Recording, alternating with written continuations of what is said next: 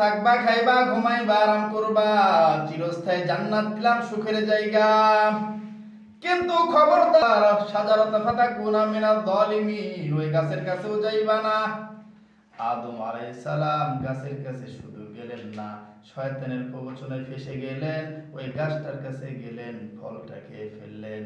পেটের ভিতরে বেগ শুরু হয়ে গেল, হাজত ছাড়ার প্রয়োজন পড়লো।